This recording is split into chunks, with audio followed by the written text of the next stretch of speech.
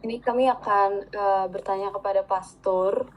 Pertanyaan kami hanya satu dan maksimal durasi untuk menjawab diberi waktu 5 menit dan kami diminta oleh dosen kami untuk tidak menanggapi. Jadi kami menanggapi di video lain yang akan kami rekam sendiri di kelompok kita. Pertanyaannya, menurut pastor, ajaran di gereja selama ini, pastor, ajarkan di gereja selama ini, kapan dan bagaimana Tuhan Yesus datang kembali? Oke, saya jawab. Langsung saya jawab ya. First of all, untuk kita pahami dulu ya, bahwa pertanyaan tersebut tadi ajaran yang diajarkan mengenai kapan Yesus datang kembali ke dunia ini, betul ya? Kapan dan apa tadi satu lagi? Selain kapan, apa yang kedua? Bagaimana? Yang pertama tentu kalau pertanyaannya kapan, tidak ada satupun orang yang tahu. Kalau mau cek kebenarannya, kalau kita berangkat dari Bible Worldview, jadi ini pandangan dari Alkitab, tentu di dalam Alkitab juga dikatakan tidak ada yang tahu.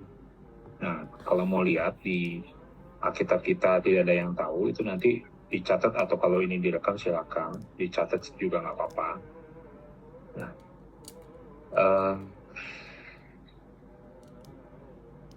ayat-ayatnya banyak sekali ya, tapi saya harus pilih dulu nih karena cuma 5 menit nih.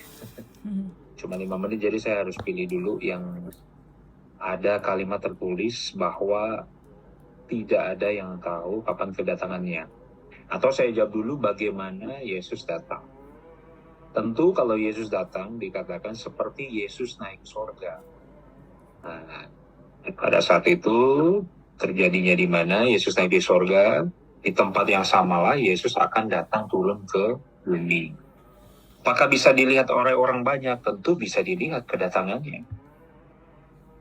Nah, Yesus itu menggunakan tubuh seperti apa? Ya tubuh sama seperti manusia.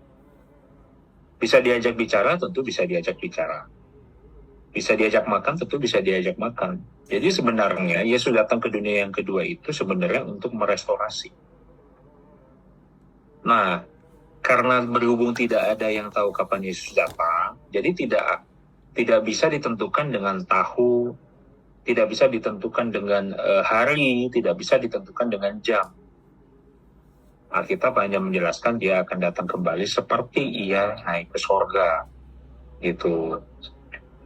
Jadi kalau orang Kristen kan percayanya ada surga kan. Di Alkitab juga dibilang ada langit baru dan bumi baru. Nah, surga yang dimaksud itu sebenarnya ada dua pengertian. Yang satu kediaman Allah, surga yang nanti akan bersama-sama orang Kristen yang percaya kepada Kristus, yaitu adalah tempat baru yang direstorasi oleh Yesus itu sendiri. Di mana ya ketika Yesus datang ke dunia. Karena tidak ada yang tahu waktunya, maka orang yang sudah meninggal sebelumnya bagaimana? Ya, orang yang sudah meninggal sebelumnya akan dibangkitkan. Dibangkitkan, apa iya bener ya? Kan udah jadi tulang belulang gitu. Gimana bentukannya nanti? Masih sama nggak nih? Hidungnya masih sama nggak nih giginya? Ya tentu dalam kehidupan kita yang namanya kematian, itu kita pasti hadapi. Kalau seperti saya, orang tua saya sudah dipanggil Tuhan, apakah saya masih bisa melihat rupanya seperti apa? Tentu kita punya memori. Tapi apakah kita yang masih hidup sekarang kan melihat Yesus nanti datang? Juga tidak tahu.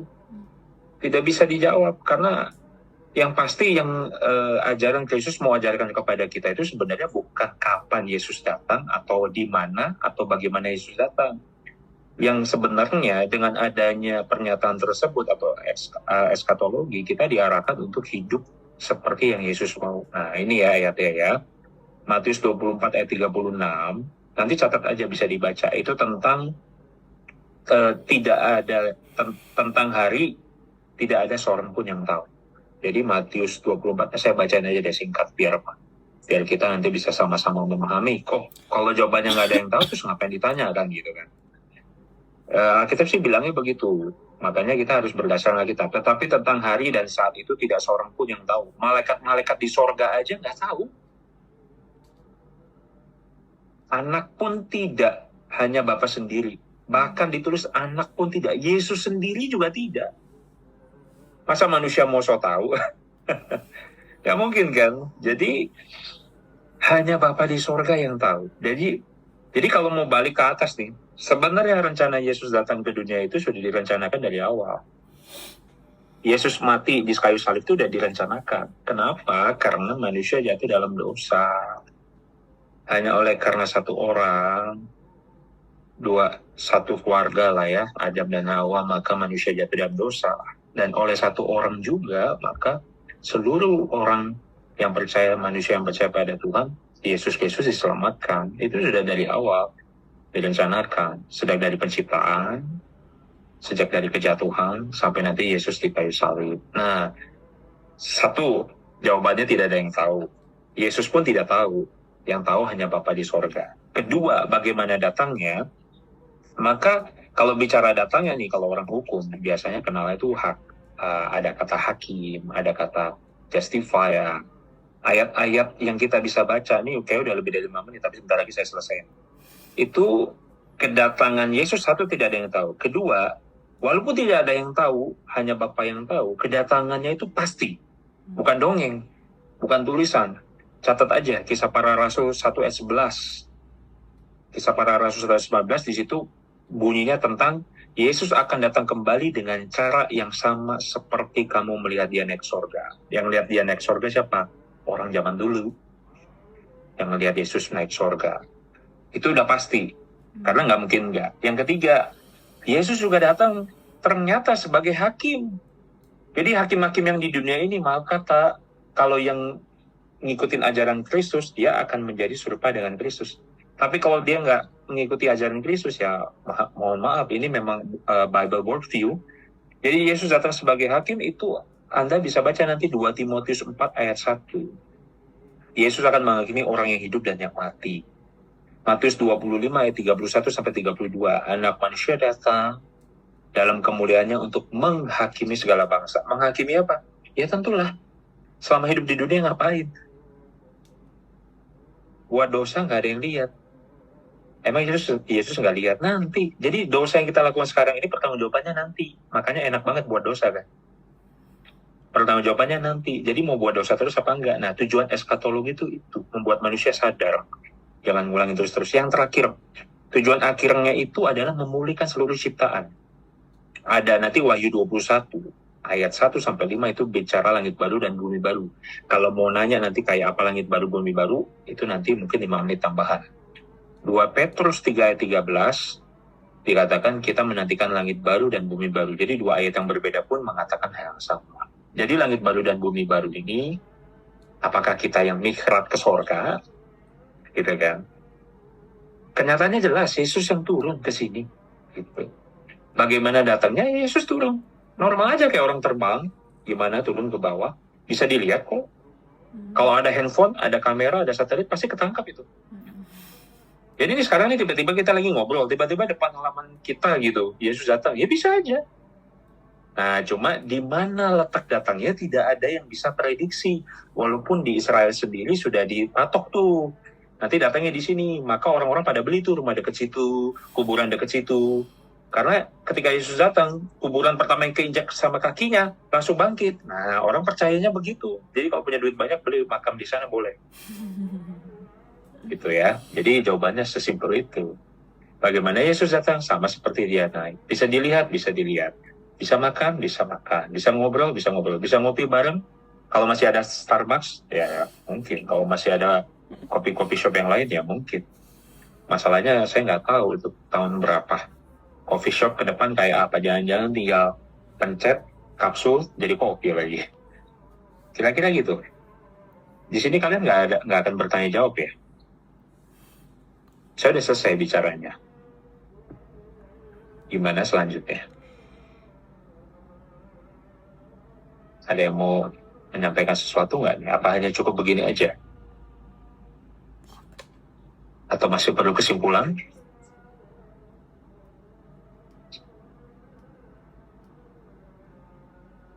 Mungkin tadi yang 5 menit tambahan, Pastor boleh jelasin kali ya? Oke, tentang langit baru dan bumi baru ya. Iya, Pastor.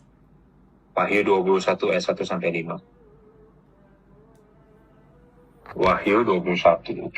Buka dulu ayat sebentar. Wahyu 21. Susah ya. Saya sambil buka. Ayat 21 ayat 1 sampai 5, di situ perikopnya langit yang baru dan bumi yang baru. Aku melihat langit yang baru dan bumi yang baru, sebab langit yang pertama dan bumi yang pertama telah berlalu. Sebab langit yang sudah dan laut pun tidak ada lagi. Dan aku melihat kota yang kudus, Yerusalem yang baru, turun dari sorga dari Allah, berhiaskan bagaikan pengantin perempuan yang berdandan. Lalu untuk suaminya, lalu aku mendengar suara yang nyaring dari tahta. Lihatlah, kemah Allah ada di tengah-tengah manusia dan ia akan berdiam bersama-sama dengan mereka. Mereka akan menjadi umatnya dan ia akan menjadi Allah mereka. Dan ia akan menghapus segala air mata dari mata mereka dan maut tidak akan ada lagi. Tidak ada kematian lagi ya di sini ya. Tidak akan ada lagi perkabungan karena nggak ada yang mati, nggak ada ibadah kedukaan. Nggak ada yang nangis, nggak ada yang duka cita karena nggak ada sakit penyakit lagi, nggak ada sakit jantung, nggak ada asam urat, nggak ada kolesterol, nggak ada diabetes.